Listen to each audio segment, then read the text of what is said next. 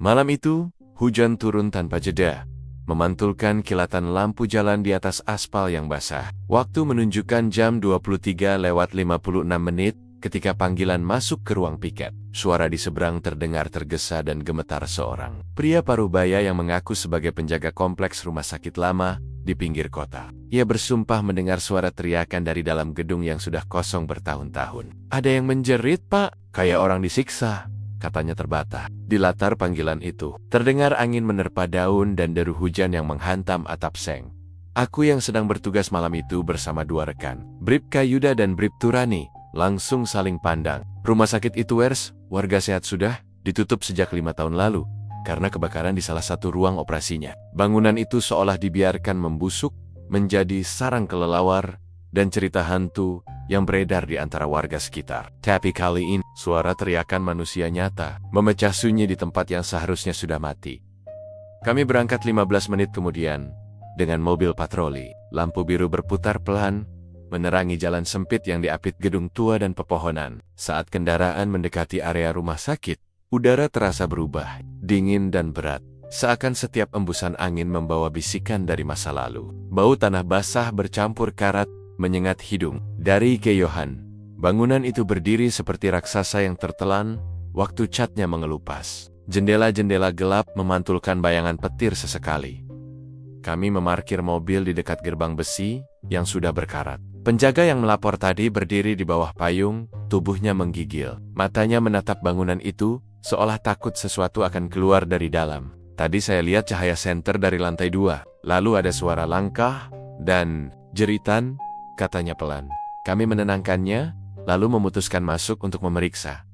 Lorong utama rumah sakit itu gelap dan berdebu. Setiap langkah kami menimbulkan gema panjang di antara dinding lembab. Bau obat-obatan lama dan jamur memenuhi udara. Senter menyorot papan nama instalasi bedah yang sudah tergantung miring. Di beberapa tempat, kami menemukan bekas tumpahan air hujan menembus atap, membentuk genangan kecil di lantai yang licin.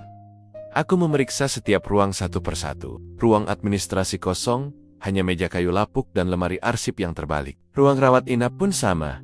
Kasur berkarat berdebu, beberapa masih tertutup kain putih usang. Tapi ada sesuatu yang mengganggu salah, satu tirai di kamar ujung bergerak, padahal tak ada angin. Saat ku dekati, aku menemukan jejak sepatu basah menuju tangga, menuju lantai 2. Kami naik perlahan, senjata di tangan, langkah hati-hati, menapaki anak tangga yang berderit pelan. Setibanya di atas, terdengar suara logam jatuh nyaring dan tiba-tiba, kami berlari ke arah suara itu. Dan di ujung lorong, pintu ruang operasi lama terbuka sedikit. Bergoyang perlahan tertiup angin dari jendela pecah di dalamnya. Aku mendorong pintu itu perlahan. Bau besi dan darah menyergap seketika tajam dan memuakan. Di bawah cahaya redup senter, kami melihat sesuatu yang membuat tubuhku kaku sesaat. Di atas meja operasi berkarat, terbaring seorang pria dengan tubuh berlumur darah. Matanya terbuka kosong, menatap langit-langit yang retak. Hujan masih deras di luar, tapi suara di ruangan itu terasa lebih sunyi dari kematian. Itulah awal dari malam panjang yang tak akan kulupakan, malam di mana rumah sakit kosong itu hidup kembali. Bukan oleh pasien, tapi oleh misteri pembunuhan yang menunggu untuk dipecahkan. Begitu kami melangkah masuk lebih dalam ke rumah sakit itu, sensasinya seperti menembus ruang yang beku oleh waktu. Setiap dinding, setiap lorong, terasa seperti menyimpan napas terakhir dari kehidupan yang pernah ada di sana. Tak ada suara manusia. Hanya tetesan air dari atap yang bocor, jatuh satu-satu ke lantai berdebu, dan memantul seperti jarum. Jam tua yang terus berdetak lambat. Aku menyorotkan senter ke arah dinding yang kusam. Catnya mengelupas seperti kulit luka, memperlihatkan lapisan semen yang retak. Di beberapa tempat, masih tergantung poster edukasi kesehatan bertahun-tahun, lalu warnanya pudar. Tapi slogan kesehatan adalah segalanya, masih bisa terbaca samar. Ironis. Mengingat gedung ini kini tak lebih dari sisa dingin tragedi, lorong utama terbentang panjang di depan kami. Lampu neon tua di langit-langit berkelap-kelip lemah, menyala hanya beberapa detik sebelum padam lagi. Seolah mencoba mengingat masa ketika tempat ini masih sibuk dengan pasien dan dokter yang lalu lalang. Sekarang, hanya ada kami bertiga, dengan langkah hati-hati dan rasa waspada yang menebal di udara. Yuda berjalan di depan, pistol di tangan. Sementara Rani memeriksa setiap pintu yang kami lewati. Sebagian besar pintu tertutup rapat, sebagian lagi terbuka sedikit, menampilkan ruangan-ruangan kosong penuh kasur besi berkarat dan tabung oksigen berdebu. Di salah satu ruangan, kami menemukan kursi roda terbalik, rantainya berkarat. Roda depannya masih berputar pelan karena dorongan angin yang entah dari mana datangnya. Kayak semua berhenti gitu aja, gumam Rani pelan. Aku hanya mengangguk. Ada sesuatu di tempat ini, sesuatu yang lebih dari sekadar kosong. Udara di dalam terasa lebih dingin daripada hujan di luar, dan entah mengapa, setiap kali kami berhenti, aku merasa seperti sedang diawasi. Kami tiba di ruang pendaftaran lama. Meja kayu besar berdiri di tengah, setengah lapuk, dengan komputer tua di atasnya. Layar hitamnya memantulkan wajahku samar. Di bawah Maya, ada tumpukan map pasien, sebagian basah, sebagian robek dimakan tikus. Tapi yang menarik perhatianku adalah selembar kertas yang masih tampak baru seperti baru diletakkan. Di atasnya, ada tulisan tangan dengan tinta hitam, ruang operasi masih belum selesai. Aku menelan ludah. Hurufnya tegas, bukan seperti coretan lama, ada orang lain di sini. Pikirku cepat. Kami saling pandang, dan tanpa banyak bicara, mengikuti jejak basah di lantai jejak sepatu besar, yang menuju ke arah tangga utama. Tangga menuju lantai 2 tertutup separuh oleh papan kayu lapuk, tapi tampak baru saja digeser. Saat kami mendaki, suara langkah kami berderit, memantul di seluruh bangunan yang sunyi. Bau karat dan obat antiseptik tua semakin kuat. Dari lantai atas, samar-samar terdengar bunyi logam menyeret lantai. Pelan tapi jelas, seperti seseorang sedang memindahkan peralatan. Setibanya di lantai 2, lorongnya lebih sempit, dindingnya lebih gelap. Beberapa ruangan di sini masih memiliki papan nama yang nyaris tak terbaca. Ruang bedah minor, radiologi, kamar steril. Tapi di ujung lorong, satu pintu menonjol lebih besar. Catnya terkelupas parah, dengan tulisan pudar di atasnya. Ruang operasi utama. Pintu itu terbuka lebar, berayun perlahan seolah menyambut kami. Di dalamnya, suasana seperti membeku. Bau darah menyengat tajam, mengalahkan bau jamur dan debu. Di bawah cahaya senter, aku bisa melihat meja operasi tua berkarat di tengah ruangan. Di atasnya, tubuh seorang pria terbaring tak bernyawa. Udara seolah berhenti bergerak. Waktu yang tadi terasa lambat, kini seakan berhenti total. Tidak ada suara, tidak ada gerakan, hanya mata kami yang terpaku pada tubuh itu. Aku mendekat perlahan. Jantung berdegup keras di dada. Lantai di sekitarnya penuh bercak darah yang sudah mengering. Tapi ada yang aneh. Darah itu masih hangat di beberapa bagian. Artinya, kejadian ini baru saja terjadi mungkin tidak lebih dari 1 jam lalu. Aku menatap wajah korban di bawah cahaya redup. Wajahnya bengkak, namun masih jelas tampak ketakutan. Ia mengenakan pakaian biasa, bukan pasien, bukan staf medis. Di dinding di belakangnya, terdapat bekas tangan berdarah yang menyeret ke bawah seolah korban sempat berusaha bangkit sebelum akhirnya kehilangan tenaga, sementara Rani memotret tempat kejadian. Aku memperhatikan sekeliling. Di lantai, sebuah jam tangan tergeletak, retak di bagian kacanya. Jarumnya berhenti di jam 0:47 menit. Aku memungutnya dengan sarung tangan lateks, menyadari bahwa angka itu mungkin bukan kebetulan. Malam itu, di tengah bau darah dan karat, aku tahu satu hal dengan pasti: rumah sakit ini belum sepenuhnya mati. Sesuatu di dalamnya masih hidup. Sesuatu yang menunggu ditemukan. Tubuh pria itu terbaring di atas meja operasi tua, seolah menunggu operasi yang tak pernah selesai. Cahaya senter menyorot wajahnya yang pucat, mata terbuka lebar, memantulkan pantulan dingin dari lampu gantung di atas. Bibirnya sedikit terbuka, seperti masih berusaha mengatakan sesuatu di detik terakhir hidupnya. Ada luka sayatan panjang di dada bagian kiri, tidak terlalu dalam, tapi cukup untuk menunjukkan bahwa pelakunya tahu letak anatomi tubuh manusia. Luka itu bukan hasil kemarahan spontan ini, hasil tindakan yang terukur. Aku menatap sekeliling, mencoba membaca cerita dari sisa-sisa kekacauan di ruangan itu. Dinding di sebelah kanan terdapat bekas tangan berdarah. 5 garis jari menyeret ke bawah, meninggalkan jejak yang tampak segar. Di lantai, bercak darah membentuk pola melingkar yang aneh seolah seseorang berjalan mondar-mondir sebelum akhirnya berhenti di dekat meja operasi. Bau besi bercampur zat kimia menyengat hidung, mengingatkanku pada ruang forensik. Tapi ini berbeda. Ruangan ini tidak steril, dan setiap sudutnya dipenuhi debu masa lalu. Yuda mengitari ruangan, mengangkat tirai sobek yang menutupi jendela besar. Hujan di luar masih turun deras, memantulkan cahaya petir yang sesekali menyambar, membuat bayangan tubuh korban tampak bergerak seolah hidup kembali. Rani memotret setiap sudut ruangan dengan kamera forensik. Klik, klik, setiap kilatan cahaya putih itu menyingkap lapisan-lapisan misteri yang tersembunyi di antara gelap dan debu. Tidak ada identitas di tubuhnya, kata Rani sambil memeriksa saku celana korban. Dompet kosong, ponsel tidak ada, tapi ia mengangkat sebuah kalung perak tipis dengan liontin kecil berbentuk huruf R. Aku mengangguk pelan. R, mungkin inisial namanya, atau seseorang yang penting baginya. Di dekat meja, aku menemukan benda lain, sebuah jam tangan. Kacanya pecah, dan jarumnya berhenti di jam 0:47. Waktu yang sama, saat kami menerima laporan dari penjaga, aku menatapnya lama. Kadang, hal kecil seperti ini menyimpan pesan tersembunyi, seperti tanda dari korban yang berusaha meninggalkan petunjuk di detik-detik terakhir hidupnya. Kami mulai mengamankan area. Garis polisi dipasang di depan pintu. Sementara Yuda memanggil tim identifikasi untuk datang ke lokasi, aku memeriksa lebih dekat luka di tubuh korban. Luka di dada kiri terlihat rapi, dibuat dengan alat tajam dan bersih. Tidak seperti pisau dapur atau senjata tajam biasa. Luka itu seperti dibuat oleh alat bedah pisau scalpel. Aku memejamkan mata sejenak. Rumah sakit lama, meja operasi, luka seperti bekas prosedur medis. Semua ini bukan kebetulan.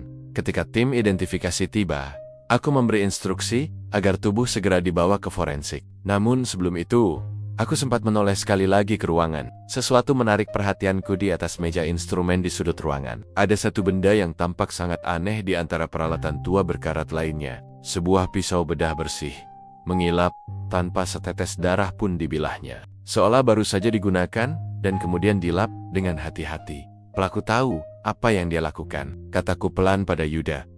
Ini bukan pembunuhan acak. Ini seperti seseorang sedang melakukan operasi, tapi bukan untuk menyelamatkan, melainkan untuk mengulang sesuatu. Sebelum meninggalkan ruangan, aku memperhatikan sekali lagi wajah korban. Di pipinya ada bekas luka kecil lama, seperti bekas jahitan, dan di pergelangan tangan kirinya, aku melihat bekas garis samar, mungkin bekas infus. Pertanyaan mulai menumpuk di kepalaku.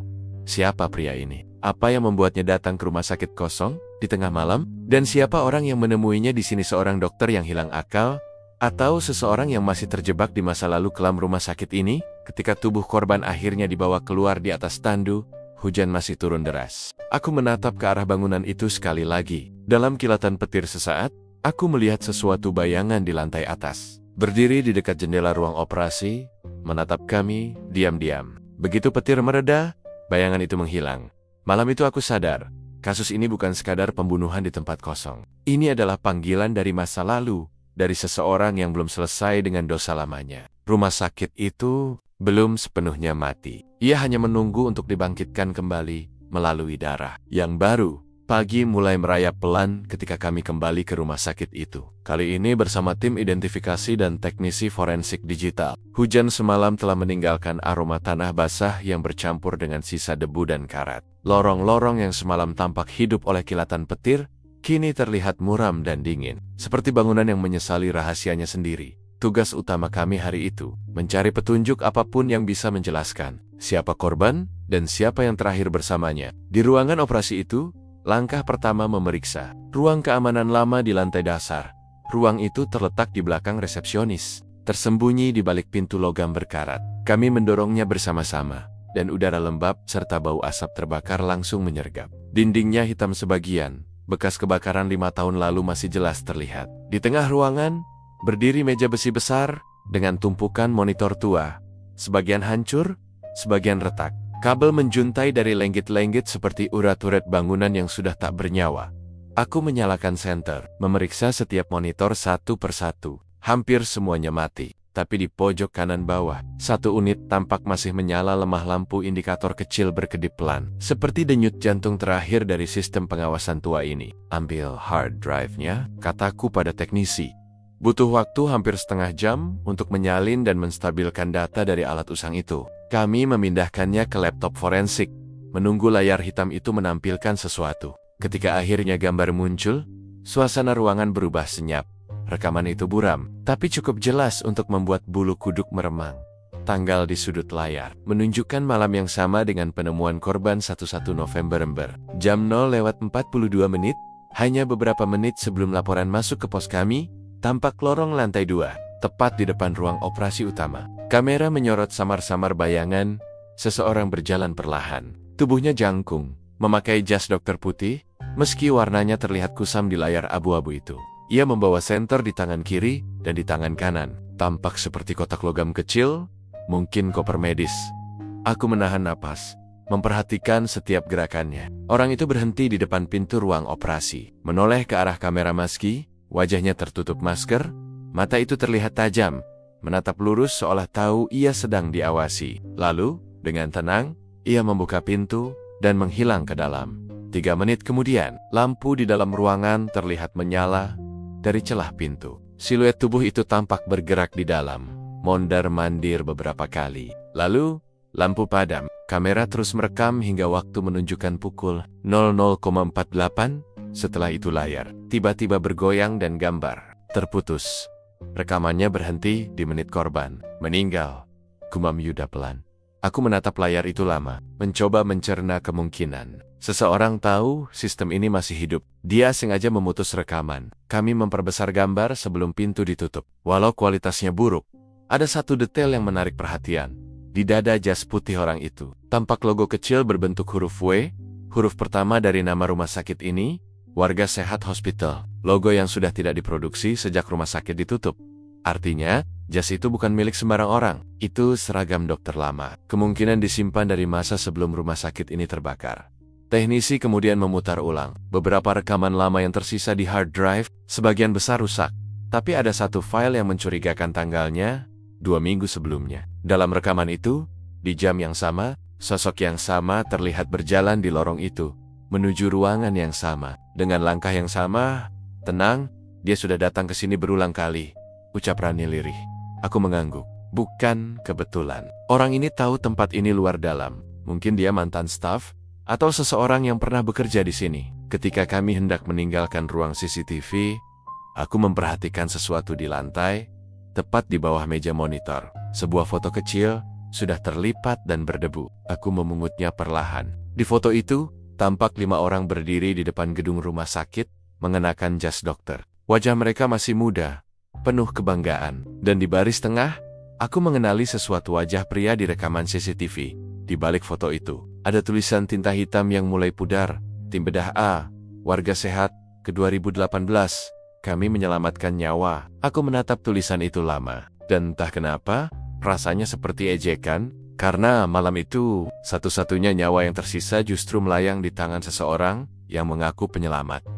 Rekaman CCTV itu menjadi petunjuk pertama kami dan juga peringatan bahwa apapun yang terjadi di rumah sakit ini sudah direncanakan jauh sebelum malam pembunuhan itu. Hari ketiga penyelidikan membawa kami ke bagian terdalam dari rumah sakit itu, ruang rekam medis, tempat di mana ribuan data pasien dulu disimpan, dan kini hanya menjadi sarang debu dan tikus. Kami memilih memeriksanya karena satu hal.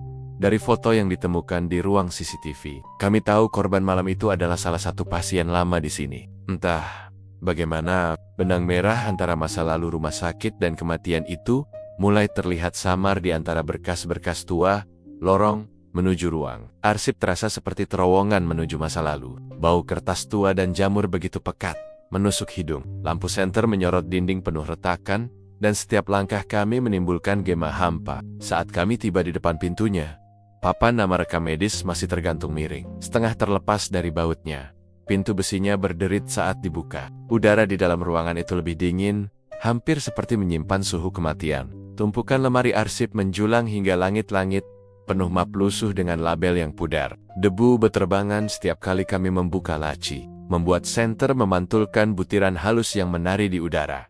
Rani mulai memeriksa rak satu persatu. Sementara aku dan Yuda membuka map dari tahun 2018, tahun terakhir rumah sakit ini beroperasi sebelum ditutup karena kebakaran. Banyak berkas yang rusak oleh air, sebagian hangus di tepiannya, tapi di antara kekacauan itu, aku menemukan sesuatu yang masih utuh.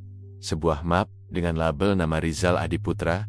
Aku membukanya perlahan. Di dalamnya ada lembaran hasil pemeriksaan medis, foto ronsen, dan catatan operasi dengan tanda tangan dokter bedah bernama Dr.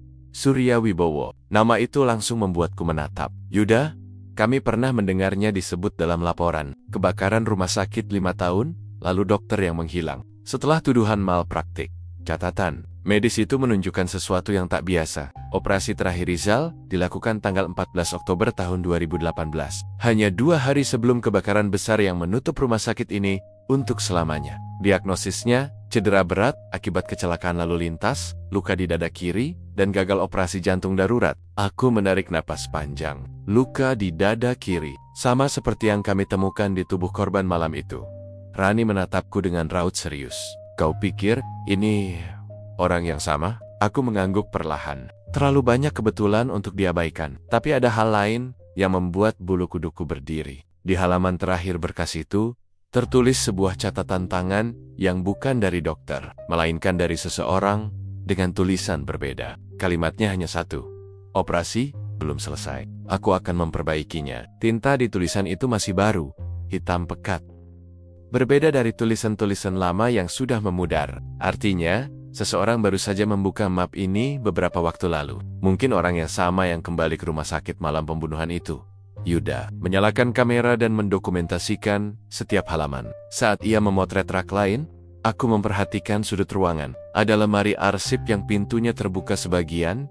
Di dalamnya, beberapa map berserakan di lantai, seolah baru saja diserahkan atau dijatuhkan terburu-buru. Di antara map itu, aku melihat lembaran foto yang setengah hangus. Foto itu menampilkan ruang operasi utama ruangan, yang sama tempat kami menemukan korban dengan seorang pria berjas putih berdiri di tengah, memegang pisau bedah. Di belakangnya, pasien terbaring di meja.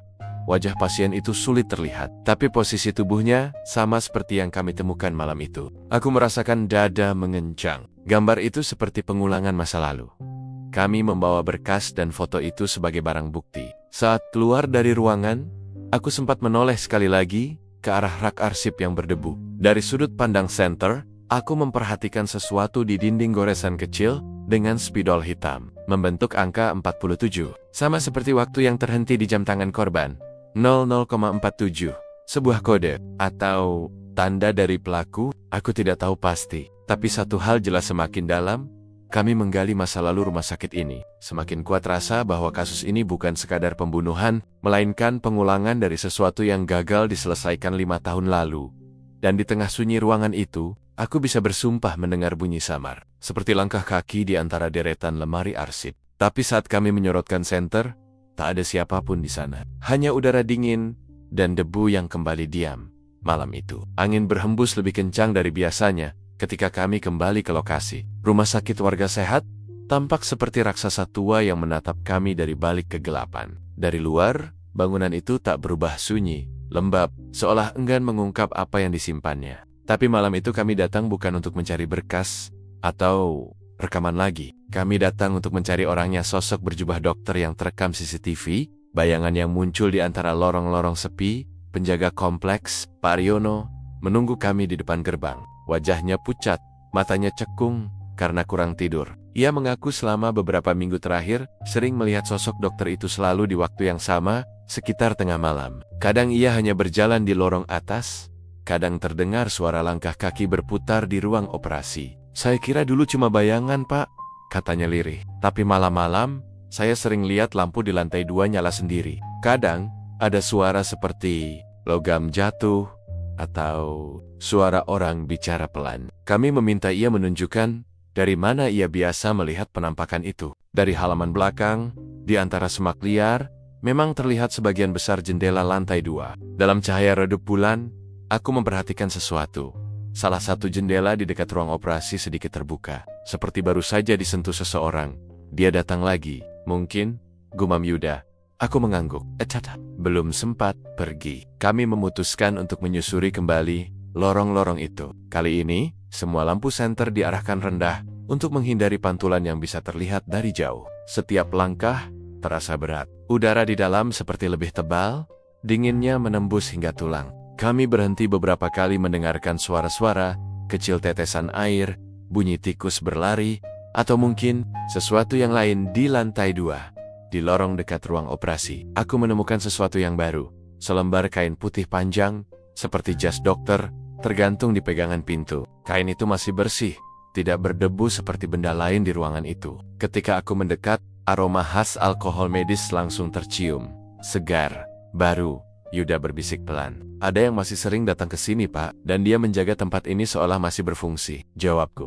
Kami memutuskan memasang kamera kecil di beberapa titik tersembunyi di tangga, di ruang operasi, dan di lorong depan. Sementara itu, aku kembali berbicara dengan penjaga yang kini tampak semakin gugup. Ia mengaku pernah mendengar percakapan samar dari dalam gedung, padahal ia sendirian di luar. Suaranya seperti dua orang, satu berbicara dengan nada tenang, satu lagi seperti menangis. Tapi waktu saya intip, yang saya lihat cuma satu orang, Pak.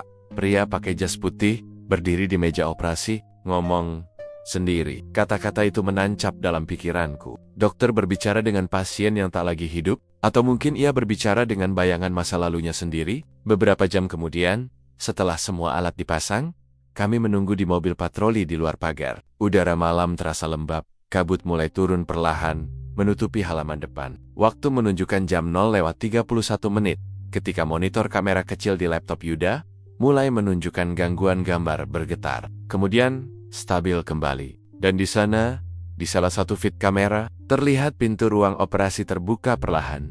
Sosok itu muncul, tinggi, kurus, dengan jas dokter putih yang panjang hingga lutut. Di tangannya, koper logam kecil berkilau memantulkan cahaya. Ia berjalan perlahan ke arah meja operasi, menatap sesuatu di atasnya. Wajahnya tertutup masker, tapi dari sorot matanya, ada kelelahan atau obsesi. Ia menyalakan lampu meja operasi.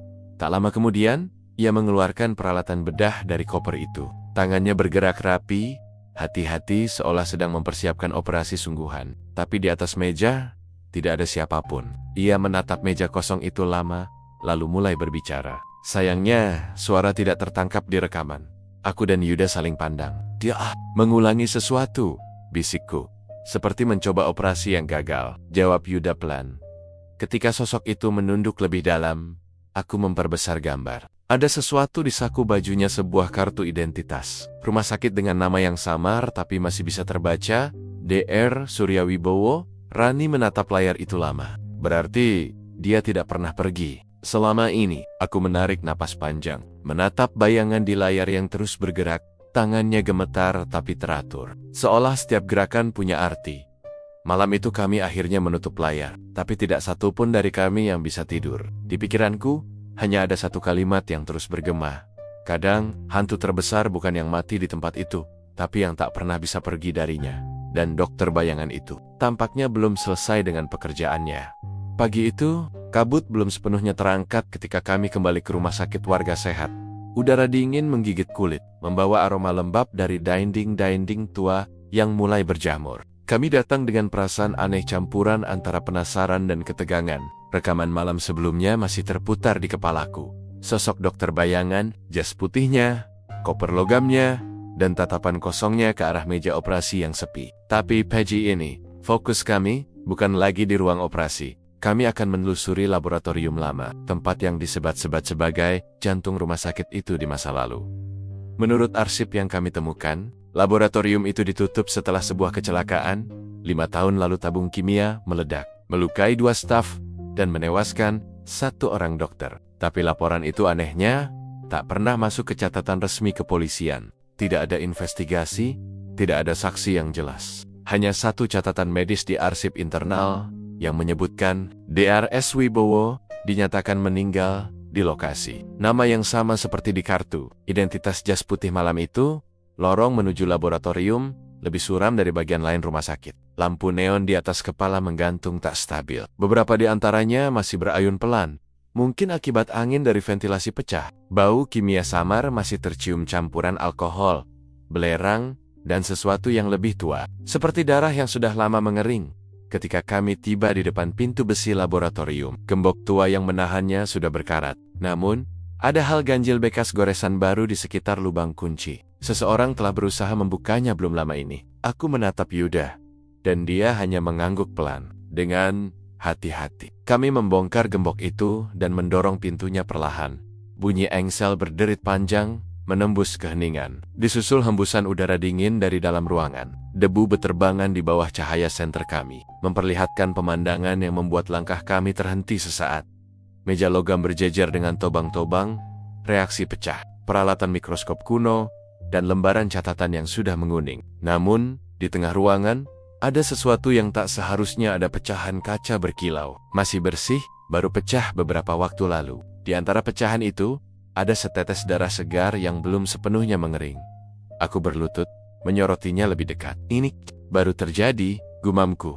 Rani segera mengeluarkan kantong bukti. Kalau ada darah, berarti seseorang masih sering datang ke sini. Kami melanjutkan pemeriksaan. Di salah satu meja, ditemukan berkas-berkas dengan tulisan tangan yang rapi, namun hampir seluruhnya sudah pudar. Judulnya, Proyek Resusitasi, Seri keempat, Eksperimen Subjek Klinis. Di bawahnya, ada beberapa nama pasien dengan tanda silang merah besar di belakang setiap nama. Semuanya meninggal dunia, namun satu nama belum dicoret. Subjek 07, A. Lebar. Kami saling pandang. Tidak ada keterangan siapa A. Lebar itu. Tapi di bawah nama itu tertulis catatan tambahan. Status, tidak stabil. Perlu pemantauan lanjutan di laboratorium bawah. Laboratorium bawah? Tanya Yuda, pelan. Tidak ada data tentang itu. Aku menatap dinding di belakang meja. Di sana, ada jejak kusam seperti bekas pintu tertutup plester semen.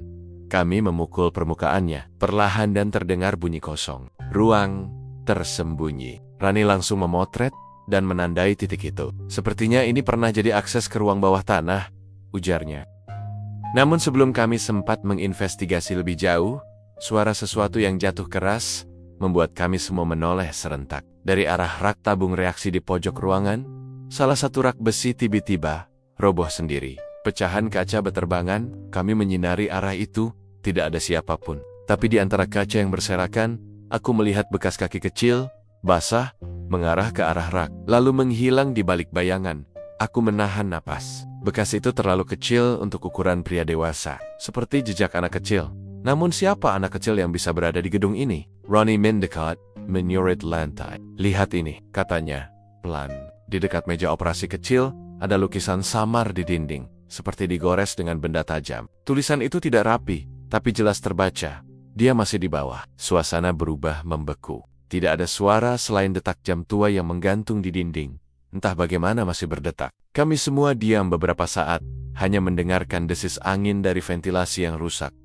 Aku menatap tulisan itu lama. Mungkin pesan itu ditulis oleh seseorang yang terjebak, atau seseorang yang ingin kami menemukan sesuatu yang disembunyikan rumah sakit ini. Ketika kami keluar dari laboratorium, matahari mulai menembus kabut. Tapi entah kenapa, aku justru merasa seolah kami baru saja membuka sesuatu yang seharusnya tetap terkunci.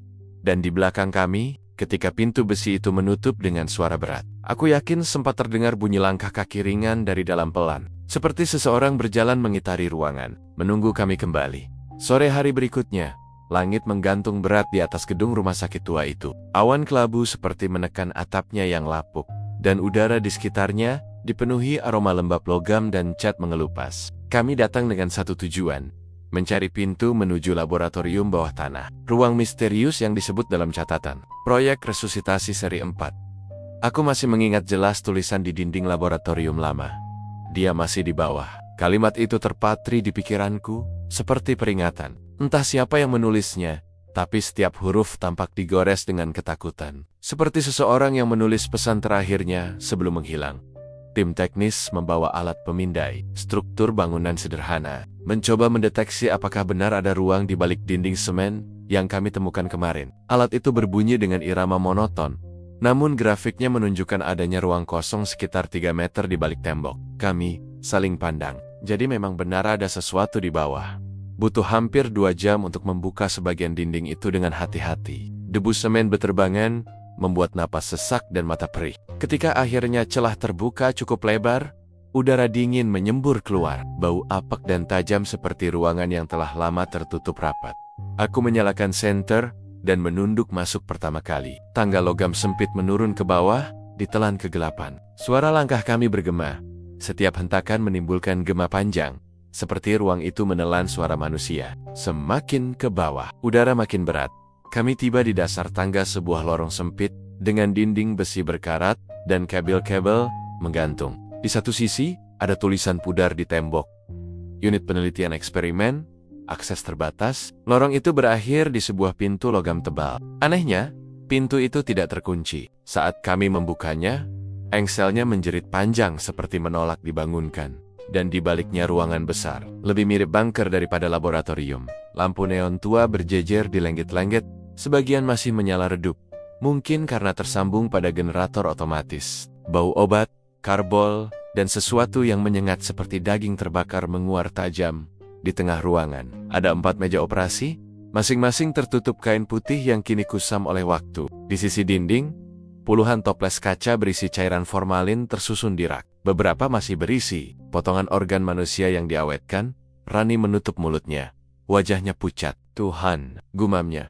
Aku melangkah perlahan ke meja operasi pertama. Kain putihnya kusibak. Di bawahnya, tubuh manusia atau yang tersisa darinya. Kulitnya kering, seolah terdehidrasi habis-habisan. Di dadanya, tertanam elektroda logam yang berkarat. Di sisi meja, ada catatan medis tertulis tangan. Subjek 07A, lebar. Kondisi, respon negatif. Denyut sempat muncul selama 7 detik. Status, tidak stabil. Subjek itu nama yang belum dicoret dalam dokumen di atas. Jadi, inilah yang dimaksud masih di bawah. Aku menatap tubuh itu lama. Ada sesuatu yang tak lazim. Meski tampak seperti mayat tua, kulit di sekitar dadanya masih agak lentur. Tidak sekeras sisa tubuhnya. Dan ketika aku mendekat, aku bersumpah melihat dada itu bergerak sangat pelan. Seperti ada hembusan udara kecil keluar dari sana. Aku menatap Yuda. Kau lihat itu? Dia mengangguk pelan. Wajahnya tegang. Aku pikir itu cuman bayangan. Kami menyalakan alat perekam, mencatat setiap temuan. Di salah satu rak, kami menemukan foto lama menunjukkan tim medis dengan jas putih tersenyum di depan meja operasi yang sama. Di tengah foto, seorang dokter berwajah tegas berdiri dengan stetoskop tergantung di leher. Namanya tercetak di papan dada. Dr. Surya Wibowo. Foto itu diambil di tempat yang sama, kami berdiri sekarang. Namun di sisi kanan foto, tampak siluet samar seorang anak kecil. Berdiri menatap kamera dari balik kaca wajahnya, buram, tapi matanya tampak hitam sepenuhnya. Anak kecil yang jejak kakinya kita temukan di atas. Ronnie Burbs. Hampir tanpa suara, kami memutuskan menelusuri sisi lain ruangan. Di ujung, ada generator besar, dan pintu kecil menuju ruang sempit, yang dipenuhi catatan. Lembar-lembar penelitian berserakan. Skema anatomi manusia.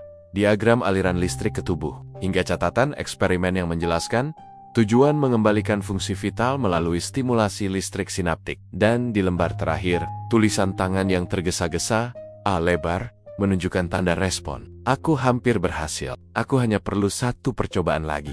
Sebelum semuanya tahu aku benar. Tanggal di bawahnya, 3 tahun setelah rumah sakit resmi ditutup, aku memandangi tulisan itu lama. Artinya Dr.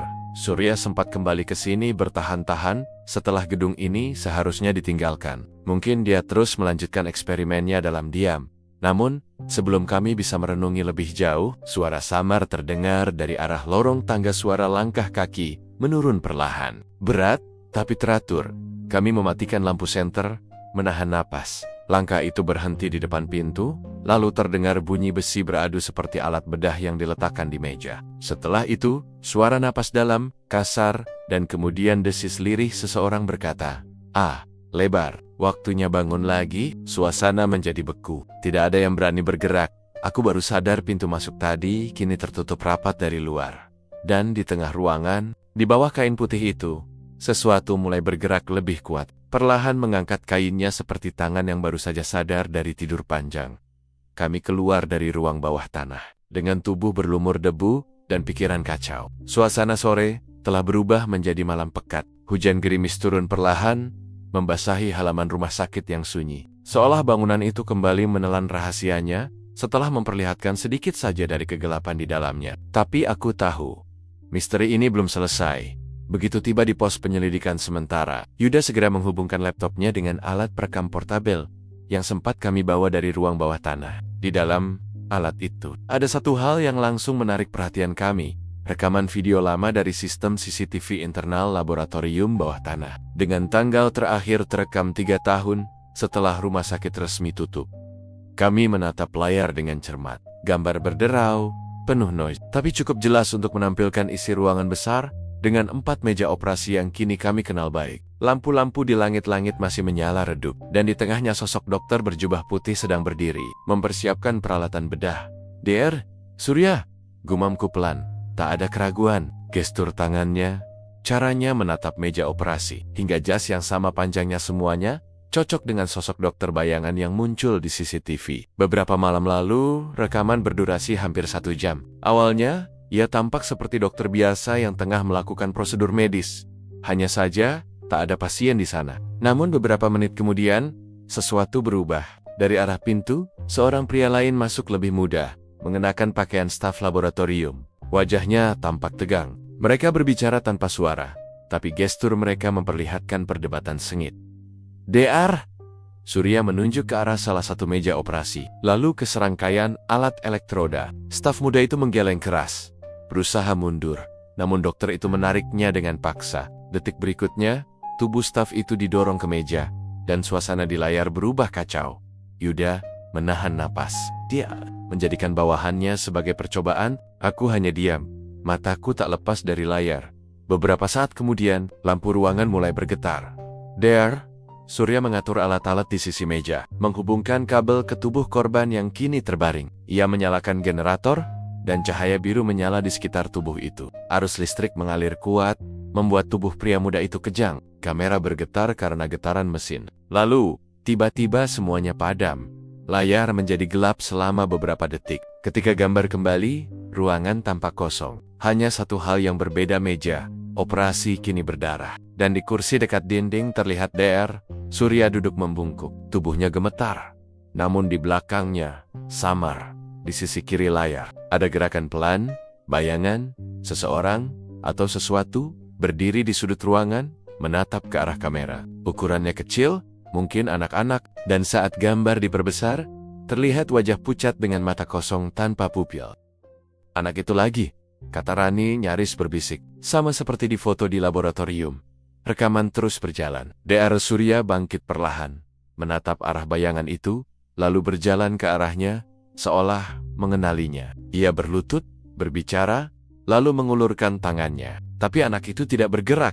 Ketika dokter itu menyentuh bahunya, bayangan itu menghilang, dan seolah kehilangan kendali. DR Surya menatap kamera dengan pandangan kosong, wajahnya penuh keringat. Mulutnya bergerak, mengatakan sesuatu. Kami memperbesar frame demi frame, hingga tulisan bibirnya bisa terbaca. "Aku berhasil." Dia hidup kembali. Lalu, ia menatap ke arah meja operasi kosong, seolah sesuatu yang tak terlihat ada di sana. Setelah itu, ia mengambil pisau bedah dan menancapkannya ke dadanya sendiri. Tubuhnya terjatuh, darah mengalir di lantai. Kamera terus merekam selama beberapa jam setelah itu, hingga akhirnya mati perlahan.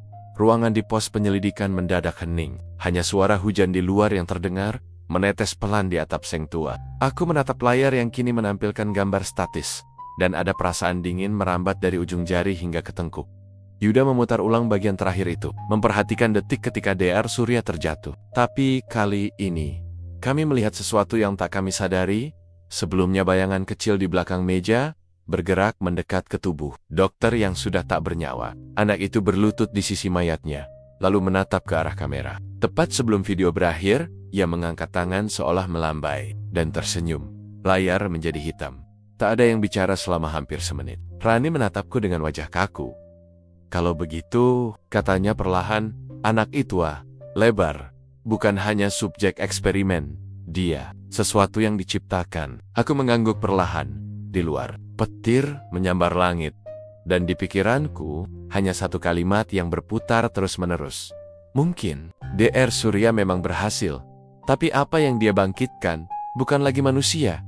Malam itu adalah malam terakhir kami berada di rumah sakit warga sehat setelah menonton rekaman CCTV bawah tanah. Aku tahu penyelidikan ini tidak lagi sekadar soal pembunuhan atau eksperimen ilegal. Ada sesuatu yang jauh lebih gelap bersembunyi di dalam bangunan itu. Sesuatu yang tidak bisa dijelaskan dengan logika manusia, tapi meninggalkan jejak yang nyata, berdarah, dan dingin. Kami memutuskan untuk kembali ke ruang bawah tanah untuk terakhir kalinya. Hujan turun semakin deras, menutupi suara langkah kami di halaman yang becek. Angin meniup tirai plastik di pintu depan, membuatnya berkibar seperti tangan yang memanggil kami kembali masuk. Aroma lembab bercampur karbol, menyambut seperti napas bangunan yang sudah terlalu lama menahan. Rahasia, tangga menuju bawah tanah, kini terasa lebih panjang. Setiap anak tangganya seolah menurunkan kami ke perut dunia, ke tempat di mana batas antara hidup dan mati sudah tidak jelas lagi. Generator lama masih berdengung pelan. Entah siapa yang menyalakannya. Lampu di ruang eksperimen masih menyala, redup, tapi cukup untuk memperlihatkan bayangan di setiap sudut. Tubuh Dr. Surya tidak kami temukan. Meja operasi tempat ia terakhir terlihat kosong. Hanya menyisakan bercak darah baru yang masih basah di ujung lantai. Tidak ada tanda seret, tidak ada jejak keluar, seolah ia menghilang begitu saja. Rani memeriksa rak catatan lagi, mencari petunjuk yang mungkin terlewat. Di antara berkas-berkas kusam itu, ia menemukan sesuatu yang berbeda, sebuah jurnal hitam kecil. Lusuh, dengan inisial SW di sampulnya. Aku membukanya perlahan. Halaman-halamannya dipenuhi tulisan tangan rapi, namun menurun kualitasnya dari lembar ke lembar. Seolah penulisnya semakin kehilangan kewarasan. Aku tidak bisa menerima kematian A. Lebar, aku gagal menyelamatkannya di meja operasi, tapi aku tahu otaknya masih bisa diselamatkan. Impulsnya masih ada. Aku hanya perlu arus yang lebih kuat. Dia berbicara padaku. Setelah malam ke-30, suaranya halus, seperti anak kecil yang berbisik di telinga. Tapi saat aku menyalakan lampu, tidak ada siapapun. Aku berhasil. Dia matanya terbuka. Tapi dia tidak lagi memanggilku dokter. Dia memanggilku ayah. Aku berhenti membaca. Rani menatapku dengan wajah pucat. L, itu bukan hanya pasiennya. Aku mengangguk perlahan. Kemungkinan besar anaknya sendiri. Di saat itulah, suara langkah kaki terdengar dari ujung ruangan. Bukan gema langkah kami, ramanya berbeda, ringan, seperti telapak kaki kecil menapaki lantai basah. Senter kami menyorot ke arah itu. Di antara bayangan rak-rak besi, tampak siluet seorang anak kecil berdiri diam. Kepalanya sedikit miring, seolah penasaran melihat kami. Tubuhnya pucat, hampir transparan. Mata hitam pekatnya menatap kami tanpa ekspresi. Jangan gerak, bisikku pada Yuda dan Rani. Tapi sebelum sempat kami lakukan apapun, lampu di atas berkedip hebat. Dalam sekejap, ruangan gelap total. Hanya senter kami yang menjadi satu-satunya cahaya. Ketika aku menyorot lagi ke arah tempat anak itu berdiri, ia sudah tidak ada di sana. Tapi dari belakang kami terdengar suara lirih, serak, seperti napas seseorang yang terlalu lama menahan tangis.